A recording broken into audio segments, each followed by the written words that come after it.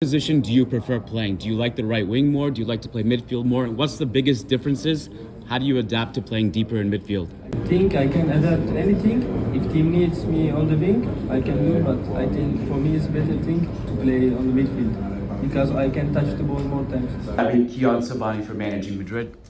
Arda Güler was saying earlier today that he prefers playing in midfield over the right wing because he gets some more touches on the ball in that position. So I wanted to see, how do you view it? Where do you view his best position and how can he help the team the most?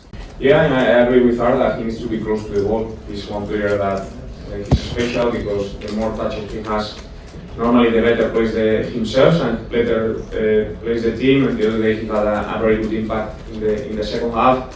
So the closer to his that he is to the where everything's happening, I think that it helps him. This special episode of the Managing Madrid Podcast, live from Bank of America Stadium in Charlotte, is brought to you by Tempo by Hilton Times Square Hotel. Hey, guess what?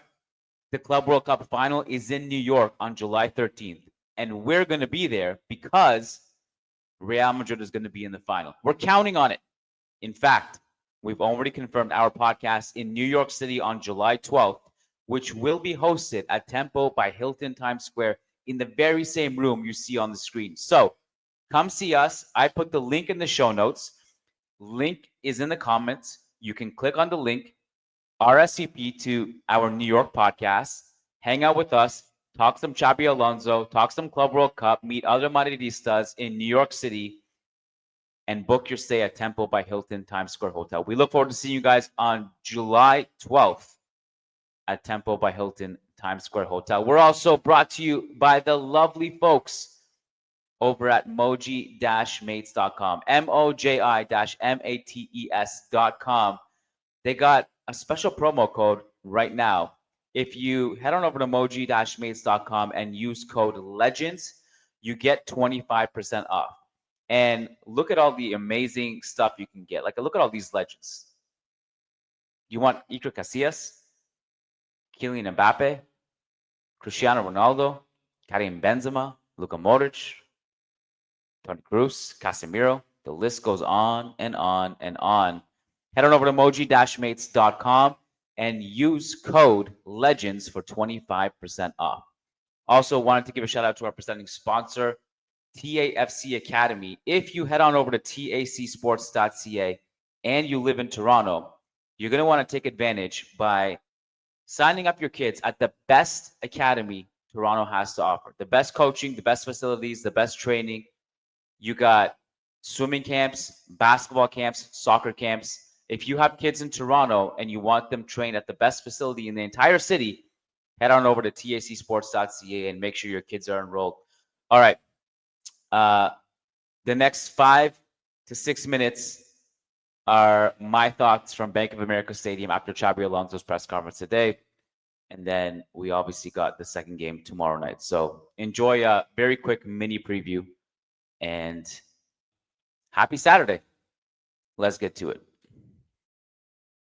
Nice article in the Managing Madrid blog. Wonderful lads that do a great job there. And worth reading about that man there. Karim Benzema needs to rest, and the numbers reveal why. Times ended up almost looking like a 6-3-1. Some very good writing about that on the Managing Madrid website. Great podcast as well. Of course, Fede Valverde was a huge part of the equation.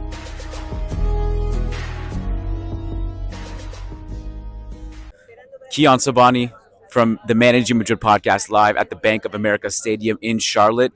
It is my first time in Charlotte. Very excited. I missed last year's Charlotte preseason game because there was a whole cyclone thing. The game went ahead. My flight got canceled.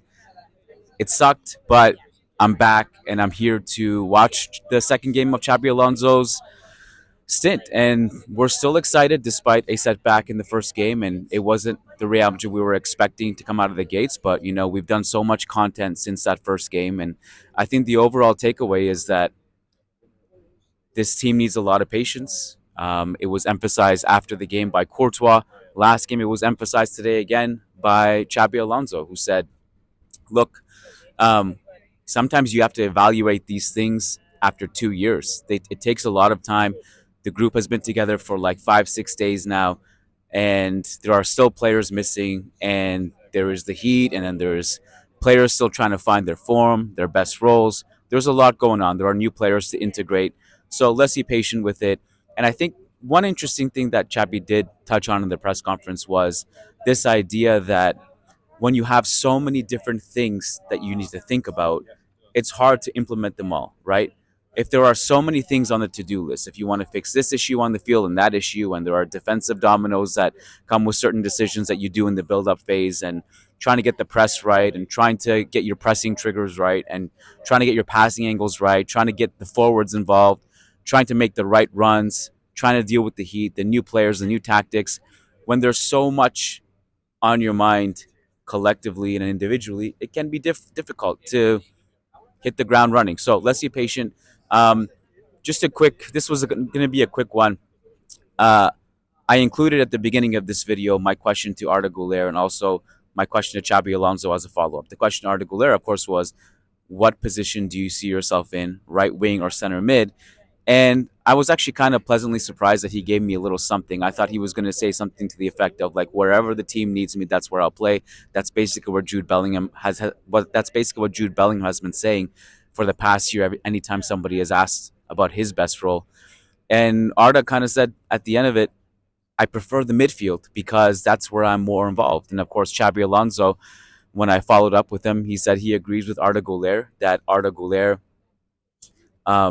is better when he has more touches on the ball and he's more involved. And by extension, the team plays better if he plays better. And I do kind of wonder, this goes back 1 year because I spoke to Ancelotti about this before last season. And I said, where's Arda Güler's best role? And can he play in midfield? And obviously Ancelotti said, yes, he can. And he tried Güler there in midfield the first few games, and it didn't go the way that it was hoped. And Güler kind of lost some playing time, and he never got rhythm and momentum to establish himself. And I do wonder how much that would change this year under Xabi Alonso. And also there are like big ramifications of, if Arda Güler does play in midfield, what does that mean for the midfielders that are currently in the starting lineup? Do we see one of those players dropped, or do we see Rodrigo dropped, or a winger dropped, and we roll with a different formation with just Vinny and Mbappe up top, and Arda Güler kind of roaming in midfield with the rest? Maybe it's kind of like an Isco 2017 style. I don't know.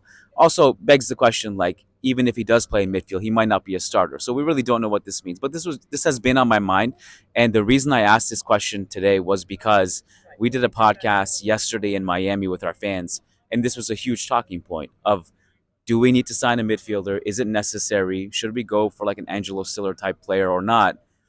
And my feeling is that, like, we have a lot of bodies in this team and a lot of midfielders, and some of these guys are the most talented midfielders in the world. And, you know, it was not long, it was like last year that we were saying that Eduardo Camavinga is going to be a future superstar. He is a player that we could not have passed up on. He's so versatile. He's such a freak athletically. He's so intelligent tactically. Sure, he's had a down year. Sure, he's struggled with some of his decision-making and his lapses. But he's Eduardo Camavinga. Like, we have him and we have Arda Güler. We have, look, Dani Ceballos is in the squad. I don't know how involved he's going to be, but he's there. And, of course, Luka Modric is leaving, so that opens up a spot. But, you know, between Jude Bellingham and Arda Güler and Tchouaméni and Camavinga and Fede Valverde, like, there are a lot of bodies there. And I do wonder if it's worth just, instead of splashing on somebody, because it's not going to be cheap if you bring in someone of the profile of a Stiller, or I personally wouldn't do it, but like an Enzo Perez, and of course Vitinha, who's impossible. It's not going to be cheap if you go that route. And it's a big risk. And I think a more calculated option here is just to give the keys to Arda Güler. So anyways, that's been on my mind in the last 24 hours. That's why I asked those questions today. I'm going to sign off from Bank of America Stadium.